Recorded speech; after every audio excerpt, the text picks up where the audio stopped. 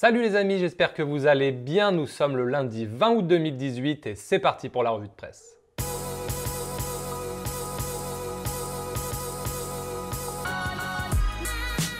Et on commence cette revue de presse à la une de l'équipe qui revient sur la victoire des Crocodiles nîmois face aux Marseillais. C'était hier soir, le promu nîmois a gagné 3-1 face à l'OM. Il y avait un partout et après, les Crocos ont marqué 2 buts et ont croqué les Marseillais. Une victoire méritée des Nîmois à l'envie, au courage et aussi au talent parce qu'ils n'ont pas fait que bétonner. Ils ont attaqué fidèles à leur philosophie offensive de la saison passée. Et c'est donc une très belle victoire, un peu surprenante quand même, personne ne s'y attendait. Mais c'est une très belle victoire des Nîmois. Et regardez aussi à la une de l'équipe, en haut, ce titre, Lo Celso invité à partir. Le quotidien français nous apprend que le milieu argentin n'est pas vraiment dans les plans de Tuchel et pourrait être vendu d'ici la fin du mercato en cas de belle offre. Le PSG valorise son international argentin à 40 millions d'euros. Donc ce n'est pas sûr non plus qu'un club veuille mettre cette somme sur Lo Celso. Si c'est le cas, en tout cas, Paris ne s'opposera pas à son départ. Affaire à suivre. Et en parlant du milieu de terrain du PSG, regardez aussi à la une de Mundo Deportivo, on continue d'entretenir la piste Adrien Rabiot. L'option Rabiot ouverte, titre ainsi le quotidien catalan qui estime que l'intérêt du PSG pour Filipe Luis pourrait jouer en faveur du Barça. Alors, j'ai pas trop compris le rapport vu que l'un est latéral gauche et l'autre est milieu de terrain. Mais voilà, en tout cas, selon Mundo Deportivo, l'option Rabiot est toujours possible pour le Barça d'ici le 31 août. Regardez aussi en une du quotidien catalan Sport, l'autre quotidien catalan offensif du PSG pour Rakitic et Busquets. Alors, cette une est très intéressante puisque Busquets est annoncé dans le viseur du PSG depuis plusieurs années. Mais un départ du Barça n'a jamais été vraiment très chaud. Et hier, plusieurs médias espagnols ont annoncé que Busquets allait revaloriser son salaire au Barça, qu'il avait trouvé un accord avec le Barça et qu'il allait signer cette revalorisation salariale en septembre.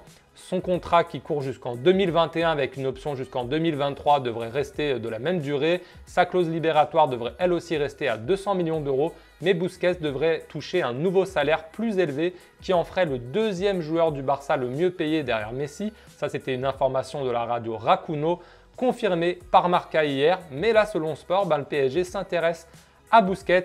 Mais toutefois, j'ai lu l'article sur le site de Sport et Sport confirme en effet que Busquets, malgré l'intérêt du PSG, va bien signer un nouveau contrat avec le Barça. Donc cette piste est à oublier, c'est dommage évidemment puisque Busquets est une sentinelle, sans doute la meilleure sentinelle au monde. Donc ça aurait été énorme pour le PSG. En même temps, ce n'est pas surprenant qu'il reste et qu'il prolonge au Barça.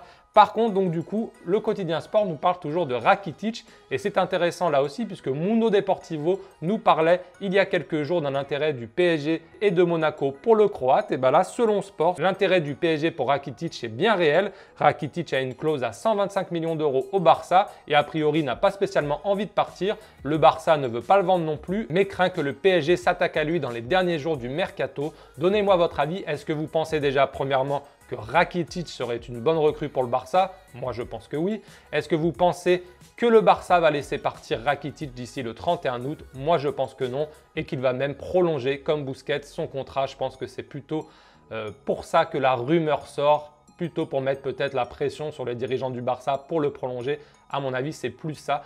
Affaire à suivre quand même. De Barcelone à Madrid, on file maintenant à la une du quotidien AS qui revient sur la victoire hier soir du Real Madrid face à Getafe 2-0, début de Dani Carvajal et Gareth Bale. Gareth Bale réclame le trône, titre le quotidien AS qui a apprécié la performance du Gallois à l'origine du premier but de Carvajal et auteur du deuxième but sur un centre de Marco Asensio. On file maintenant en Angleterre où les tabloïds reviennent sur la journée de Première Ligue du week-end et notamment les matchs de dimanche. Manchester City a explosé Huddersfield Town 6-1 avec notamment un triplé d'Agüero. Mais cette image, regardez, de David Silva avec son fils né prématurément en décembre dernier. Il a pu présenter son fils hier au public de Manchester City. Son bébé va mieux, son petit Matteo va mieux. Et David Silva a même ensuite inscrit un très beau coup franc qu'il a dédié évidemment à son fils. Et regardez en une aussi du Mirror, la classe de Manchester City et les clowns de Manchester United qui ont perdu 3-2 à Brighton. Pogba a marqué sur penalty le but du 3-2, mais c'était insuffisant pour des Mancuniens donc, qui sont déjà battus après la deuxième journée de championnat seulement. Donc c'est une très mauvaise nouvelle pour les Mancuniens. Et on termine enfin cette revue de presse en Italie où la Gazzetta dello Sport fait sa une sur la défaite de l'Inter Milan face à Sassuolo 1-0. L'Inter reste à terre, titre le quotidien au papier rose, qui revient aussi sur le bijou de Dzeko face au Torino, une superbe reprise de volée dont je vais vous mettre le lien dans la vidéo. Regardez en dessus dans la fiche, vous pouvez cliquer dessus et aller voir le but de Dzeko qui a permis à la Louve de gagner 1-0, non sans polémique puisque les Turinois ont réclamé un penalty et se sont vus refuser un but qui selon eux était valable. Donc voilà, comme d'habitude en Italie, il y a toujours des petites polémiques. Voilà les amis, c'est tout pour cette revue de presse du jour. Comme vous l'avez vu, il n'y avait pas beaucoup de rumeurs mercato, c'est toujours normal, hein, le lundi matin. Les journaux européens reviennent surtout sur les matchs du week-end. Il reste en tout cas 11 jours de mercato, donc ne vous inquiétez pas, les informations et les rumeurs vont affluer dans les prochains jours. Et restez connectés à Daily Mercato pour ne rien manquer de l'actualité des transferts. Je vous souhaite une très bonne journée et je vous dis à ce soir pour le Flash Mercato. Bonne journée, ciao!